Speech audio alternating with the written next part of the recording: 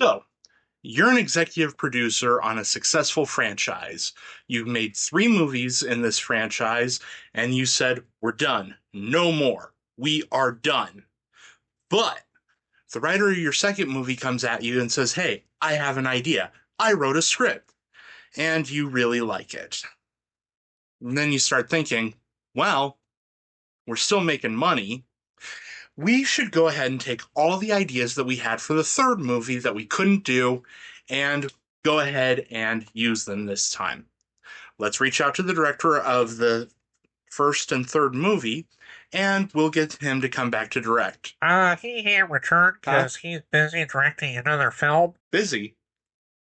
Busy with what? Something about dragons. Oh no. Okay, get the guy who directed the second one. Okay. This time it's gonna be the last one, and we're gonna make it in 3D. And we're gonna call it The Final Destination. At McKinley Raceway, Nick O'Bannon has a vision that there will be a car wreck that will destroy the entire racetrack. He manages to get his friends and some others out. In a series first, everybody lives happily ever after, nothing happens, and seriously, come on, you know the drill by now. Honestly, doing plot recaps of this franchise is just kind of like, yep, and then the same thing happened again. Producer Craig Perry had said he wanted to shoot the movie in 3D and use it to add real depth to the film, not to have things pop out at the camera every 5 minutes.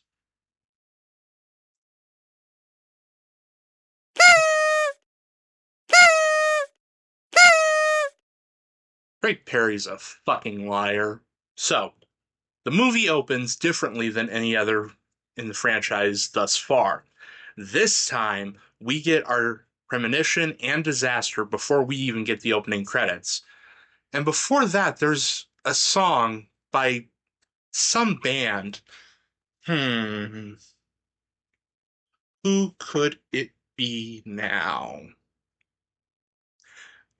Shinedown is my all-time favorite band. I have them inked on me. I love them. And this opens with my least favorite Shinedown song. But I remember being in the theater and just being like, oh my god, Shinedown is in a movie. Shinedown's being played in a movie. And when I still rewatch it to this day, I'm still like, Shinedown's playing in a movie, oh my god. When we do get our opening credits, it's different from the first 3. This one has recreations of deaths from the previous entries, but in 3D.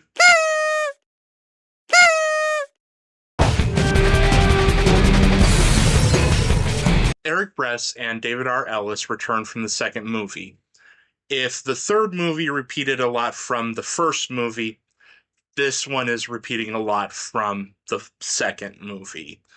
We have an automobile accident as our inciting incident. Our characters are mostly strangers.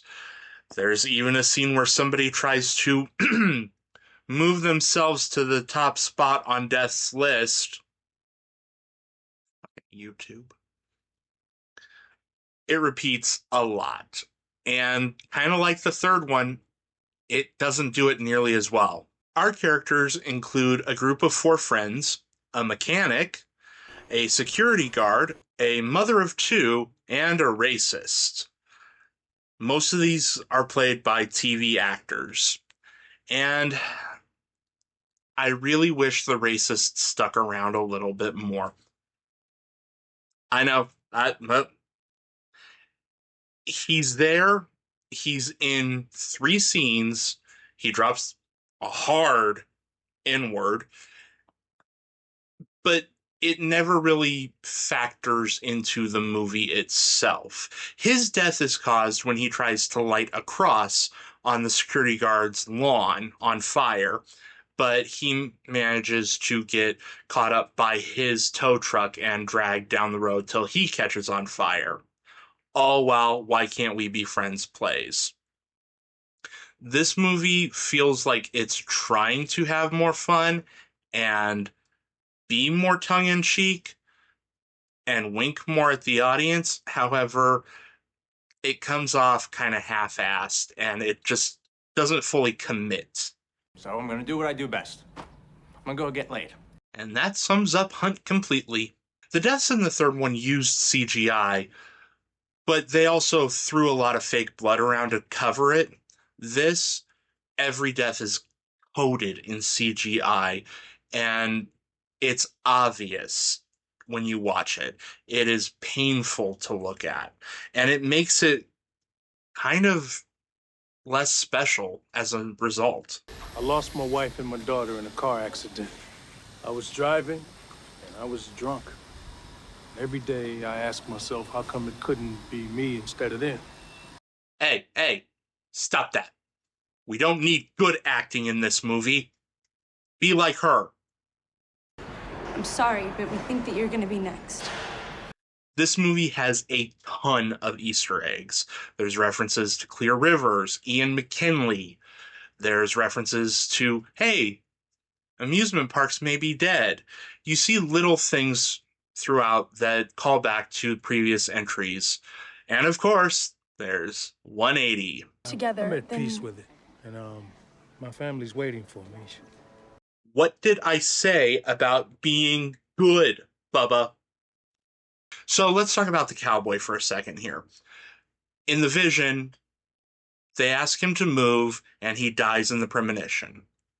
When reality comes, they never asked him to move, so he doesn't die where he would in the premonition. He's still technically cheated death. There's this really cool idea that feels like an evolution of something that happened in the second movie, where death can injure you and incapacitate you and just wait for you to roll around on the list and take you out. So, let's say you're fifth on the list. That doesn't mean that something couldn't fall on you and put you in a coma or send you to the hospital, and then once the others have died, hey, here comes death, and oh, you're already laid out. I did catch a bit of a plot hole with this, though. In the vision, the cowboy dies before Hunt and Janet. But after Hunt dies and Janet is skipped, that's when death comes for the cowboy. Nobody intervened to move him, so the fuck? Are you sure you don't want to come to the movie? It's in 3D. Boo! Boo! Boo! Boo! That's a bad line. I mean, it's deja vu. My wife said that deja vu. The ending of the last movie ended where our main character got a premonition moments before the credits started rolling. She was unable to act. This takes it a step further, where our third act is a premonition. We don't realize it, but it's all this premonition about a mall exploding. It kind of leads to this question of, was the mall supposed to explode, or did death send a premonition so that way it could get Nick, Janet, and Lori where it wanted them? It plays on the whole, we are puppets. What if we didn't change anything? What if us being here, right now, was the plan from the beginning? I do not like this movie. It's not the worst movie I've seen, but remember back in the Final Destination 1 review where I said, I'm always happy to revisit this franchise? This is the exception. It's a slog, and it's not well paced. The story is very thin. The characters are unremarkable. They're very forgettable. Except you, George. You're a sweetie. I love you.